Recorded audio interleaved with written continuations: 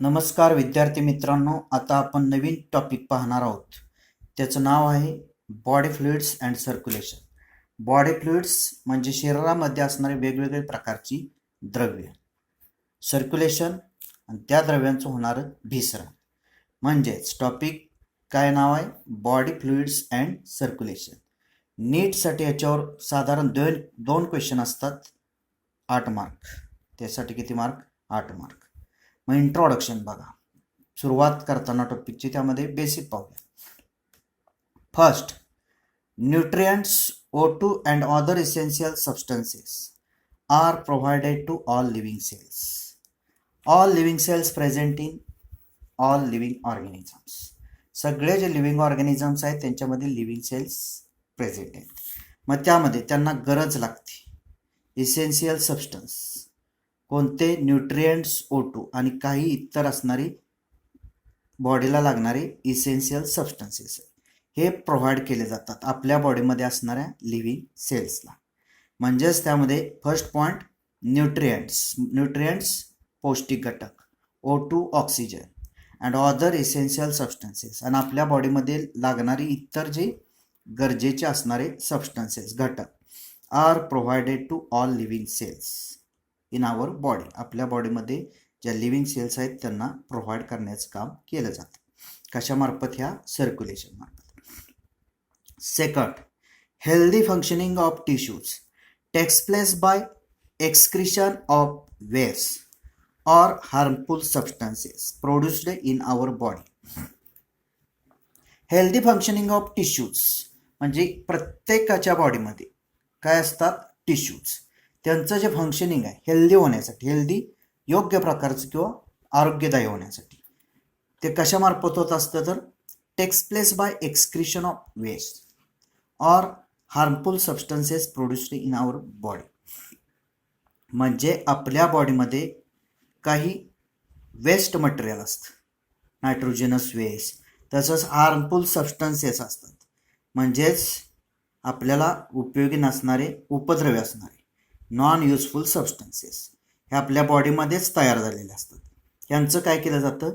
Excretion. With the help of excretion, ते मदत कशाला करते एक्सक्रिशन? तर हेल्दी फंक्शनिंग ऑफ टिश्यूज. आपल्या बॉडीमधले जे टिश्यू आहेत ते त्यांचं जे फंक्शनिंग असतं, जे कार्य चालतं, ते आरोग्यदृष्ट्या नंतर प्रॉपर अगदी योग्य प्रकारे फंक्शनिंग चालतं.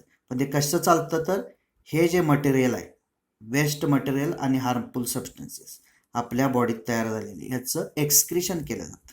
Excretion means elimination out of body, आपल्या बॉडीमधून बाहेर काढून टाकलं जातं. म्हणजे second point, healthy functioning of tissues takes place by excretion of waste और harmful substances produced in our body. Next, third point, different groups of animals have evolved different methods for this transport of substances. म्हणजेच ॲनिमलचे हे वेगवेगळे जे different groups आहेत. मग आता different groups तुम्हाला साधारण माहीतच आहेत. मग त्यामध्ये amphibians, reptiles, Aves, fishes and mammals हे वेगवेगळे आपल्यामध्ये असणारे डिफरंट ग्रुप्स आहेत ॲनिमलचे. हॅव इव्हॉल्ड, त्यांच्यामध्ये काय झालेलं असतं? इव्हॉल्ड, उत्क्रांती किंवा विकसित झालेले असते. काय? Different methods for transport of substances. म्हणजे हे सांगितलेले जे सबस्टन्स आहेत, waste material as well as harmful substances produced in our body, हे ट्रान्सपोर्ट करण्यासाठी प्रत्येक ॲनिमलमध्ये डिफरंट मेथड्स इव्हॉल्व झालेले असतात. त्यांचे नवीन त्यामध्ये घडलेल्या मेथड असतात. प्रत्येकामध्ये वेगवेगळ्या मेथड कशासाठी? तर एलिमिनेशन और excretion of waste as well as harmful substances produced in different animals. म्हणजेच थर्ड पॉईंट त्यामध्ये काय? Different groups of animals. Which groups? Amphibians, fishes, reptiles, birds, mammals, हे जे सगळे ॲनिमल्स आहेत have evolved different methods for this transport of substances. म्हणजेच excretion of waste as well as harmful substance. Next point, fourth, More complex organisms use special fluids within their bodies to transport various materials or substances. More complexes म्हणजे ज्यांच्यामध्ये गुंतागुंती झालेली असते सिस्टीमची, असे असणारे organisms ह्यामध्ये काय झालेलं असतं, यूज स्पेशल फ्लुइड्स, अगदी खास अशी फ्लुइड्स वापरली जातात. कशासाठी, तर transport of various materials or substances or excretion or elimination of various materials or substances.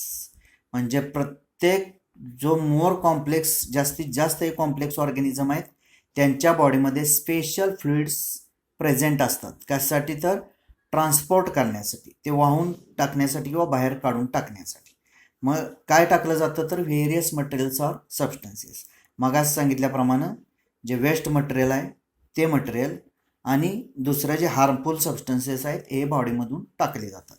म्हणजेच point number 4, more complex organisms use special fluids within their bodies to transport various materials or substances. Next point number 5, in higher organisms including human being, blood is most commonly used for transport of various materials. मग higher ऑर्गॅनिझम्समध्ये आपण येतो, human being आपण त्यामध्ये include झालेलं आहे.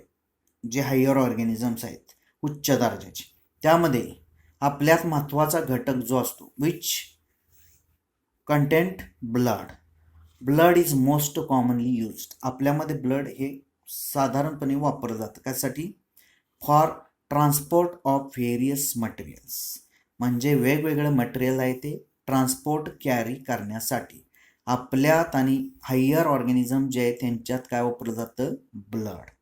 म्हणजेच त्यामध्ये 5th point, in higher organisms including human being, blood is most commonly used for transport of various materials.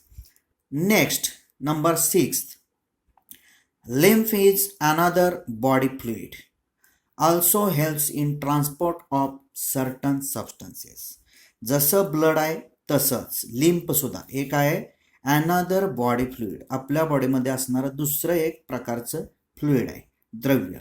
Also helps, हे सुद्धा मदत करतं कशाला, ट्रान्सपोर्ट ऑफ सर्टन सबस्टन्सेस, ठराविक सबस्टन्स जे असतात ते ट्रान्सपोर्ट करण्यासाठी लिम्फची गरज असते. म्हणजे lymph is a body fluid, another body fluid. म्हणजे 6 नंबर काय, lymph is another body fluid, also helps in transport of certain substances. म्हणजेच blood and lymph both are fluids and these blood and lymph used for, कशासाठी use केले जातात, तर transport of various materials and transport of certain substances. हे इथंपर्यंत. Next, you learn main points in this chapter such as. मग ह्यामध्ये आपण काही पॉईंट्स शिकणार आहोत. त्यामध्ये कोणते पॉईंट बघायचे आहेत, तर composition and properties of blood and lymph means tissue fluid. Lymph हे काय, टिश्यू फ्लुइड. म्हणजे कॉम्पोजिशन बघायचं आहे, त्यांचं काय असणारं जे घटक कोणकोणते आहेत ते बघायचे. प्रॉपर्टीज त्यांच्या काय असतात त्या बघायच्या आहेत, कशाच्या, ब्लड आणि लिम्फ. नंतर mechanism of circulation of blood, म्हणजेच ब्लडचं असणारं मेकॅनिझम बघायचं आणि सर्क्युलेशन हे ह्या टॉपिकमध्ये बघायचं, बॉडी फ्लुइड्स अँड सर्क्युलेशनमध्ये. मग त्यामध्ये आता पाहूया, त्यामध्ये ब्लड काय माहीत आहे तुम्हाला, ते काय सांगायची गरज नाही. त्यामध्ये first point, it is special connective tissue consisting of a fluid matrix, plasma and formed elements that is blood corpuscles. Blood हे काय, तर blood present in special connective tissue. Blood कशामध्ये प्रेझेंट असतं, तर कनेक्टिव्ह टिश्यूमध्ये. कनेक्टिव्ह टिश्यूमधला हा type आहे काय, ब्लड. म्हणजेच हे कनेक्टिव्ह टिश्यू आहे. कन्सिस्टिंग ऑफ, ह्यामध्ये काय कन्सिस्ट केलेलं आहे, तर काय असतं, फ्लुइड मॅट्रिक्स असतं, प्लाझ्मा अँड फॉर्म्ड एलिमेंट्स. म्हणजे ब्लडमध्ये जे घटक असतात ते फ्लुइड मॅट्रिक्स एक असतं म्हणजे द्रव्य, नंतर प्लाझ्मा, नंतर formed elements means blood corpuscles. You know blood corpuscles, RBCs, WBCs, blood platelets, हे सगळे काय आहेत? Blood corpuscles means form elements present in special connective tissue that is blood. म्हणजे first point, it is special connective tissue consisting of a fluid matrix, plasma and formed elements that is blood corpuscles. आता त्यामध्ये haematology हे अशावर MCQ विचारला जातो, लक्षात ठेवायचं. Haematology, haem means blood, logos means study, म्हणजे जिथं ब्लडचा स्टडी केला जातो शॉर्टमध्ये त्यालाच काय म्हणतात? हिमॅटॉलॉजी. MCQ साठी महत्वाचं आहे, लक्षात ठेवा. Haematology, haem means blood, logos means study. मग डेफिनेशन काय? The study of blood is called as haematology. Haematology कशाला म्हणतात? तर जिथं ब्लडचा स्टडी केला जातो, रक्ताचा अभ्यास केला जातो, त्यालाच काय म्हणतात? हिमॅटॉलॉजी. MCQ ला लक्षात ठेवायचं, ह्याच्यावर MCQ येऊ शकतो. Definition, the study of blood is called as haematology. मग त्यामध्ये त्यांचं आता ओरिजिन बघूया. Blood is connective tissue. ब्लड हा काय? Connective tissue. मग connective tissue, origin of connective tissue mesoderm, म्हणजेच प्रेझेंट इन मिडल लेअर, मधल्या भागामध्ये प्रेझेंट असतं. ओरिजिन यांचं कुठं असतं? मिसोडर्म. का तर हा काय? कनेक्टिव्ह टिश्यू आहे. कलर ब्राईट रेड, यांचा कलर जो असतो ब्लडचा डार्क अगदी गडद अशा लाल रंगामध्ये असतो. pH 7.4, हे सगळं MCQचं मटेरियल आहे, लक्षात ठेवायचं. pH 7.4 that is slightly basic or alkaline. pH जो असतो, pH डेफिनेशन काय? Negative logarithm of H+ ion is called pH. म्हणजेच H+ आयनचा जो निगेटिव्ह लॉगॅरिथम असतो त्याला काय म्हणतात? pH. मग pH जो असतो तो 7.4 म्हणजे 7.4 स्लाइटली बेसिक ऑर अल्कलाइन असतो. नंतर व्हिस्कस फ्लुइड, ब्लड हे कसं असतं? चिकट, वंगणासारखं, लुब्रिकंट सारखं, viscous fluid. Heavier than water, पाण्यापेक्षा जड असतं, हेवियर दॅन वॉटर. आणि last, healthy adult person, blood constitutes about 8% of total body weight, near about 5 liters of blood. आणि हेल्दी अडल्ट पर्सन, जो आरोग्यदृष्ट्या आणि वजनानं योग्य, साधारण हे 60 किलो वजन असणाऱ्या हेल्दी अडल्ट पर्सनचं हे सांगितलेलं कॉन्स्टिट्यूट आहे, म्हणजे 5 लिटर ब्लड. पण प्रत्येकामध्ये साधारण वजन जसं असतं त्याच्या प्रमाणात 8%, ज्याच्यामध्ये 60 किलो वजन असेल त्याच्यामध्ये साधारण 5 लिटर ब्लड असतं, म्हणजे 8 × 6 4.8, आणि तिथंपर्यंत काय येते? मग 5 liters ऑफ ब्लड. जर 80 असेल वजन तर 8 × 8 6.40 लिटर येणार ब्लड. म्हणजे हेल्दी अडल्ट पर्सनचं वजन साधारण 60 किलो धरलेलं आहे आणि त्याच्या 8% धरलं तर ब्लड किती असतं? 5 liters ऑफ ब्लड.